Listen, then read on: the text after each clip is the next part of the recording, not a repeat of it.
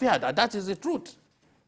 In a largely cash-driven economy like ours, a shortfall in the supply of Naira will have ripple effects on key players.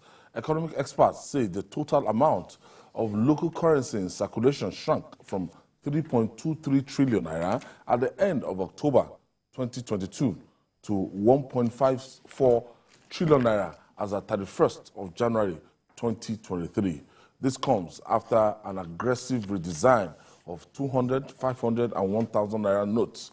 Small-scale businesses are at the receiving end of what some believe is a policy somersault spearheaded by the Central Bank of Nigeria, CBN, Godwin Emefiele, amid lingering inflation and high energy costs. Wale, let me start from you here.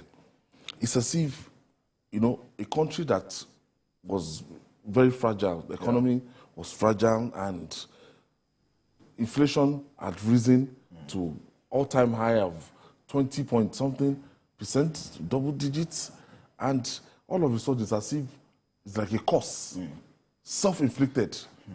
From nowhere, we just started this policy.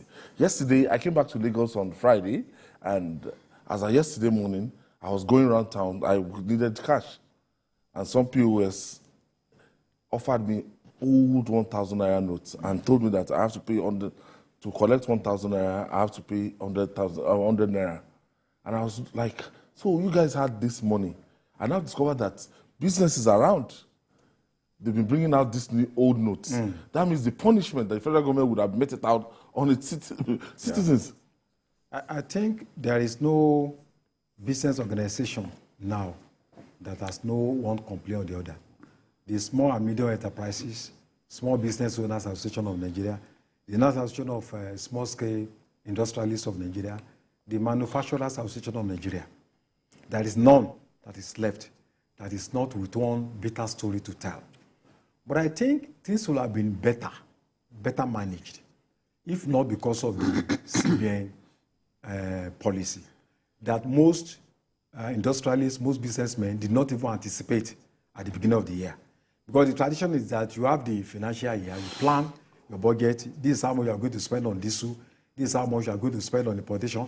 Then suddenly, you know, without any prior notice, the CBN came with this policy of cash, crunch. Confiscation. Withdrawing money from people, and then the same money you have withdrawn from them, you refuse to give it back to them.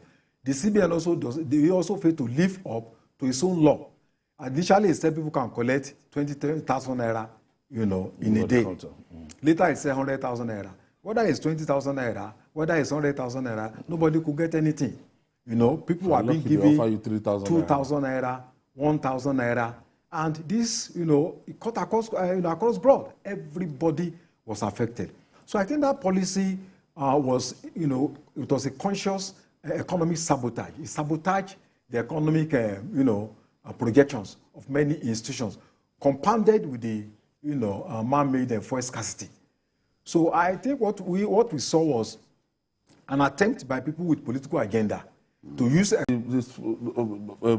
even the people, the small-scale businesses, the people in charge of the POS that we thought that they had enough liquidity. When you go around now, they don't have money again. Money is simply not in circulation. Yes, because the CBN's aggressive Naira confiscation policy will naturally affect everyone. You said people could withdraw 500,000 a week. Later, you said they cannot take more than 20,000, but that even the 20,000, they must go to ATM, not across the counter. This is supposed to be an agency of government that knows that we do not have up to 30,000 ATM galleries in the whole of Nigeria. This is a CBN that should know that out of 774 local governments in Nigeria, more than 400 do not have banks. Yet they were taking decisions that naturally will hurt businesses, hurt people. For January, The inflationary rate was 21.82. We've been moving up, moving up. I don't even agree that this is the correct inflationary rate. We should be higher than this. Let's tell ourselves the truth. We could be in the region of 40. Yes. Many people are not convinced that these figures are real or accurate. In December, it was 21.34. It moved up to 21.82. I can tell you, given what people went through in the month of January, that this will be higher. Whether they make it marginally higher, it has to be higher because, look, the economy literally was gasping. Agriculture contributes about 25. These people do not learn from history. Whether history is about Nigeria or our neighbors or far away, they don't learn. When India did this in 2016, despite giving people more time than the CBN was prepared to give us, the economy suffered. Small businesses collapsed. They did not recover. 2 years after, India did not recover from it.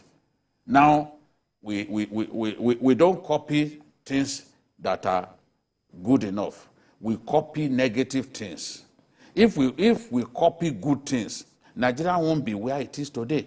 We will be like the great nations of the world, especially countries that we were even at par with at independence. Where are they today? Singapore, the rest of them, we were at par. Brazil, we were at par at independence. Malaysia, we were at par at independence. Where are they? Everybody has left Nigeria behind. Now, the scarcity of Naira affected businesses so much that many simply even went under. Yeah, fold up. The rest were just waiting that, okay, let's see what will happen. They are gasping now. And economists are saying, look, we have only begun to see the effect of, by the time you count the costs of this Naira confiscation policy. It will get worse. It will get worse. Even if tomorrow they decide to obey the Supreme Court, the harm has been done. A lot of people don't have the old notes in their hands. A good number of Nigerians went to the bank, deposited those old notes. It has taken Governor Rufai to tell his people, stop taking the money to the bank, because he was sure that this ill-conceived policy will be reversed. This totally uncalled for, wicked policy. I wish I can find the words the way Pastor Enenche used to find words. You know, he will find those big words. It will be. Is the new Pastor Enenche is the new Chris Okotie, because he comes up with those words.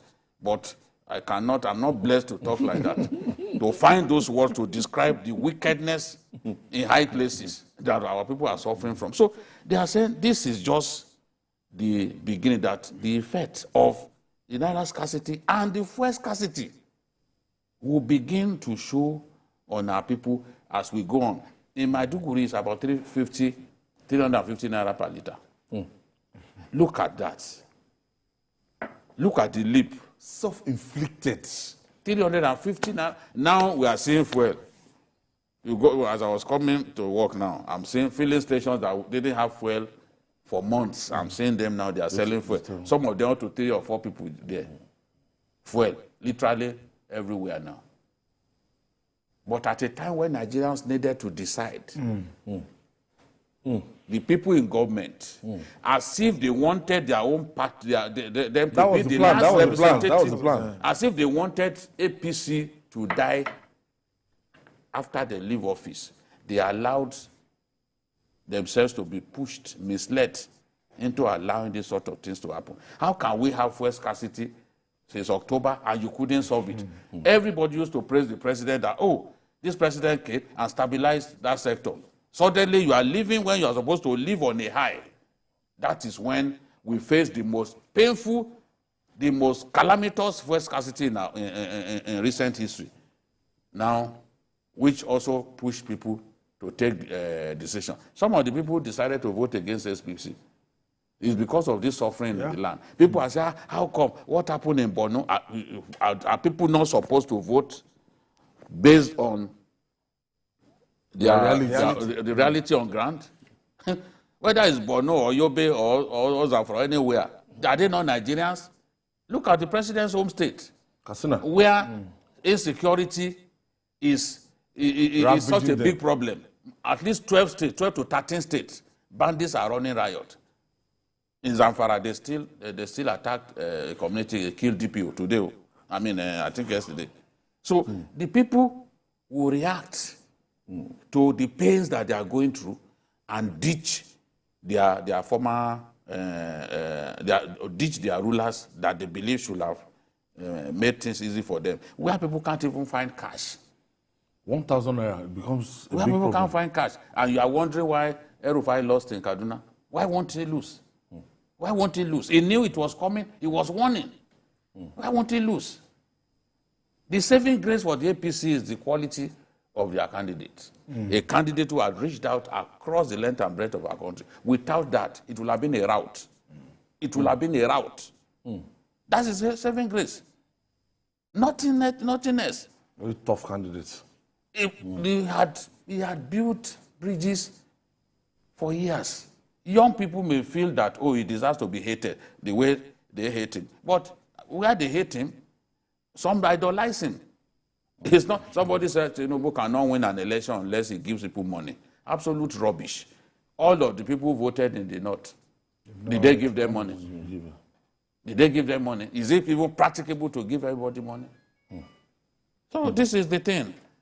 When the fallback, the effects now, because I feel that, okay, after the judgment of the central bank, that, oh, there will be a kind of respite and everything. From the signal, I feel by now we should hear from the federal government that, look, we are going to abide, and these are measures we are taking to make sure that we flood the whole place, to make sure that we go back to, you know, the status quo. But unfortunately, the way it's looking, no, but everybody's keeping quiet. Well, I think the judgment was given very close to the weekend. And abiding by the judgment also requires some technical efforts to implement the decision in terms of the stakeholders, the CBN, you know, but I think that is the highest court in the land. The judgment of the Supreme Court is infallible. You cannot, there's no other place you can appeal to. So I believe that between now and Wednesday, it's not as if whether the CBN will be kind to us to obey, but the CBN has no option. You don't have an option. There has no option. Except Emefiele wants to. There's no option. Unless the CBN want to say, you know, there's no rule of law. No, except he wants to go to jail. So between now and Wednesday, the CBN must, as a matter of law, implement the decision of the Supreme Court. It does not matter whether the president speaks or not. You know, the Supreme Court has spoken.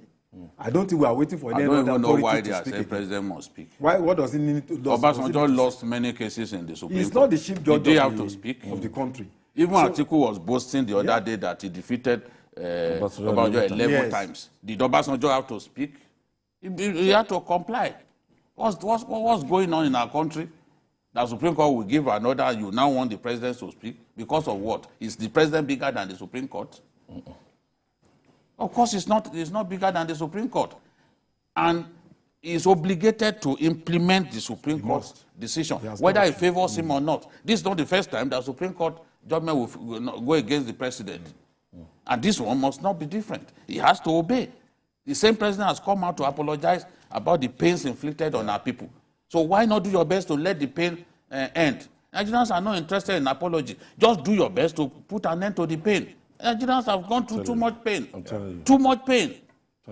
People, a lot of people could not even exercise their democratic rights. Because of that. Where I monitor the election, normally people come from farm settlements, transport themselves to the polling booths. But they could not, because they don't have the card, they don't have the means. And you cannot transfer in local areas. Long distances. So millions of Nigerians were disenfranchised, and it's part of their tactics to discredit the election.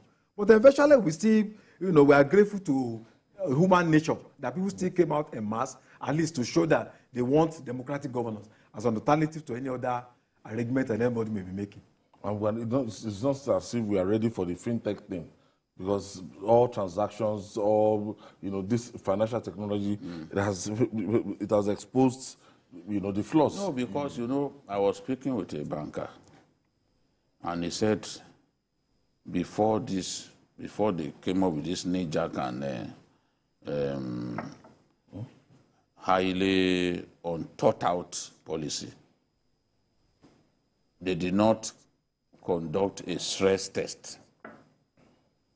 A stress test will have shown clearly whether, in the event of the full implementation of this cashless conservative, double that number would want to transact businesses online and all that. Now. So that stress test will have told them that, we have not reached that point. But they didn't do any stress test. They just, out of disrespect for the Nigerian people, they just imposed the thing on us. And some people, some deluded people, thought that this was the chance for some candidate to win the election. So despite the fact that they could see Nigerians dying on the street, they lacked the conscience to speak out against a policy that was taking the lives of Nigerians and pauperizing them. And when you speak against it, they would deem that to be partiality, or you are partisan, you are supporting a particular candidate. Who told you that this thing will affect only one candidate? I said it at the